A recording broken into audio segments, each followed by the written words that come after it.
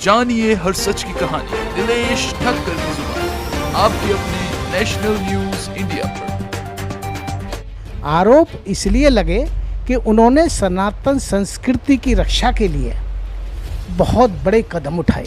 आपको पता होगा कि धर्मांतरण हो रहा था देश के अंदर, क्रिश्चियन मिशनरीज़ के द्वारा लव जिहाद चल रहा था इस्लामिक लोगों के संगठनों के द्वारा। उनका जो धंधे थे हिंदू विरोधी, उनके ऊपर बहुत बड़ी रोक लगी थी। जो बापूजी से किन्हीं कारणोंवश अलग हुए थे उनको खरीदा, उन पर ही बापूजी को बदनाम करने के आरोप लगवाए। देश का आम नागरिक भी इस बात को समझता है कि एक संत महात्मा के ऊपर ऐसे अच्छे कार्य करने के ऊपर ये निराधार ही आरोप लगाए गए हैं। लोअर कोर्ट से ही तो सज़ा मिली है। अभी उन्होंने अपनी अपील दायर की हुई है हाई कोर्ट में। तो क्या एक अदालत का फैसले से ही कोई ये प्रूफ हो जाता है कि ये जुर्म किया किसी ने?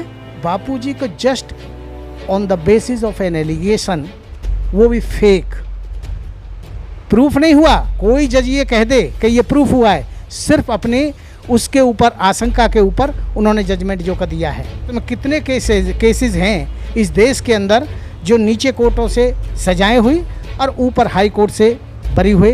विश्वास है कि बापूजी एक दिन रिहा होंगे और निर्दोष रिहा होंगे। जो भी लोग बापूजी को अंदर रखने में, सजा कराने में, झूठे एलिगेशन में सहयोगी रहे हैं, उनका भी पर्दाफाश होगा, वो समय आएगा। मैं एक सूबेदार मेजर ऑनररी अमरपाल सिंह गुरुग्राम में रहता हूँ। ये मेरा परिचय है। कितने सालों से मतलब जुड़े हो संत आसाराम जी बापू? आसाराम जी बापू से तो मैं 98 से, यानी कि 24-26 के करीब साल हो गए, तब से जो का जुड़ा हूँ। उनके सत्संगों में भी जाता रहा हूँ। उनके प्रवचन वगैरह टीवी वगैरह में आते थे, वो पूरे प्रवचन वगैरह भी देखता था। और कभी जैसे सत्संग वगैरह होते थे तो उनमें भी मैं जाता था। बहुत ही आनंद आता था। और वाकई में उनके जो व्यक्तित्व है, उनकी जो आभा है, वो लोगों को अट्रैक्ट करती है। उनकी वाणी है, उनकी वाणी पूरे वेद शास्त्रों से ओतप्रोत है। लेकिन ये जो संत आसाराम जी बापू पर आरोप लग रहे हैं पिछले 11 सालों से, आसाराम जी बापू जोधपुर की जेल में, उसके बारे में क्या कहो? देखिए, ऐसा है, एक समाज का प्रतिष्ठित आदमी भी, जो भी 4 आदमियों के अंदर बैठता भी है समाज के अंदर, वो भी ऐसा घिनौना काम नहीं करता जैसा कि आरोप बापूजी के ऊपर लगाया गया है। ये कोई स्वप्न में भी नहीं सोच सकता कि एक इतने प्रतिष्ठित पूरे संसार के अंदर जिनके 460 आश्रम हैं, सबके द्वारा पूजनीय और वंदनीय हैं, वो आदमी के बारे में तो ऐसे कृत्य का सोचना भी बिल्कुल निराधार है। ये जो आरोप लगे हैं ये 100% झूठे हैं। और इसमें इसके कारण आप बोलोगे कि क्यों लगे फिर आरोप? आपका सवाल होगा कि क्यों आरोप लगे। आरोप इसलिए लगे कि उन्होंने सनातन संस्कृति की रक्षा के लिए बहुत बड़े कदम उठाए।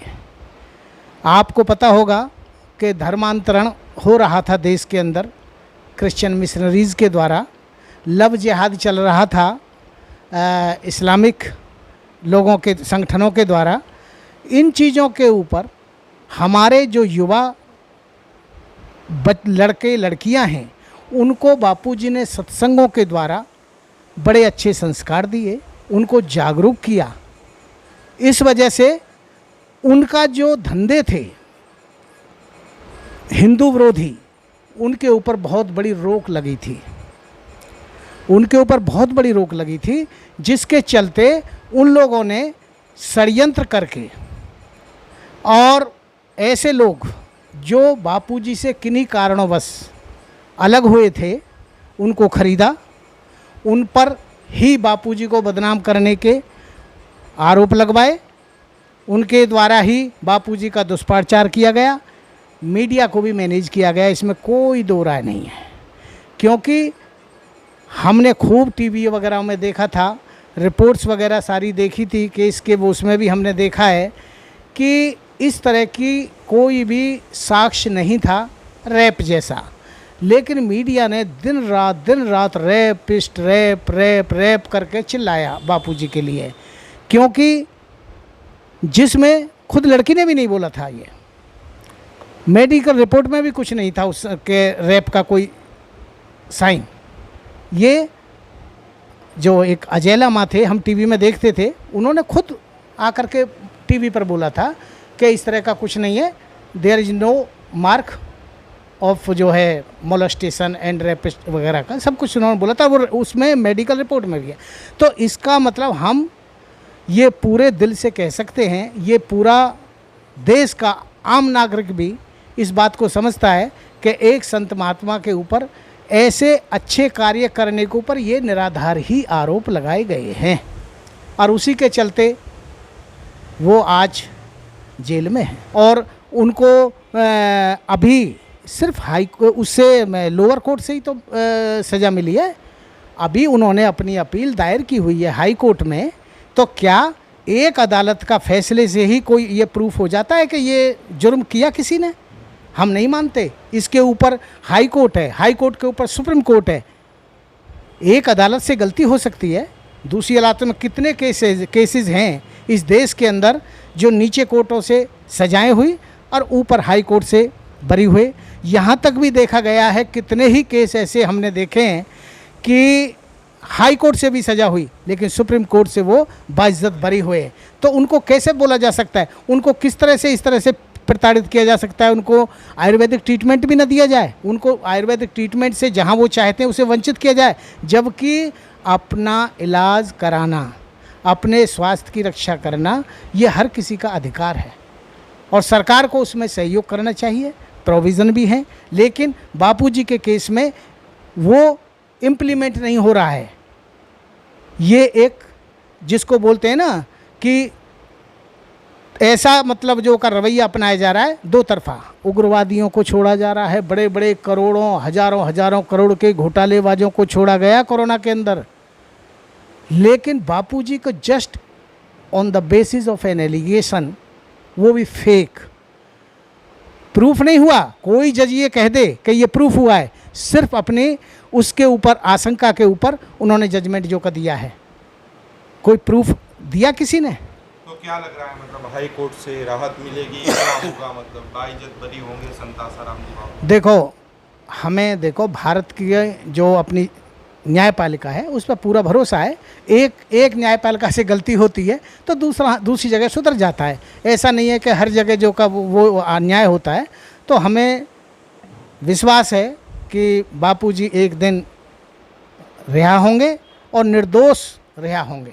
जो भी लोग बापूजी को अंदर रखने में, सजा कराने में, झूठे एलिगेशन में सहयोगी रहे हैं, उनका भी पर्दाफाश होगा। वो समय आएगा और वो अंदर जाएंगे। कोई भी हो, एलिगेशन लगाने वाले हों या उनको सपोर्ट करने वाले हों, वो सब अंदर जाएंगे एक दिन। ये होगा। क्यों? देर है परमात्मा के अंदर, अंधेर नहीं है। पहले दिन से हम ये कह रहे हैं, आप एफआईआर भी देख लें, एफआईआर में बच्ची ने 376 का आरोप नहीं लगाया। हम बार बार ये कह रहे हैं कि मेडिकल रिपोर्ट जो दिल्ली से आई है हमारे पास, मेडिकल रिपोर्ट में भी किसी भी तरह से 376 के आरोप के पक्ष में कोई एविडेंस नहीं है। वेरी फर्स्ट डे से हम ये कह रहे हैं कि 376 का ना कोई मेडिकल एविडेंस है, ना कोई पीड़िता ने आरोप लगाया है। आरोप पीड़िता ने जो आरोप लगाए हैं वो उसके साथ छेड़खानी करने के आरोप लगा। जानिए हर सच की कहानी दिनेश ठक्कर की जुबान, आपके अपने नेशनल न्यूज इंडिया पर।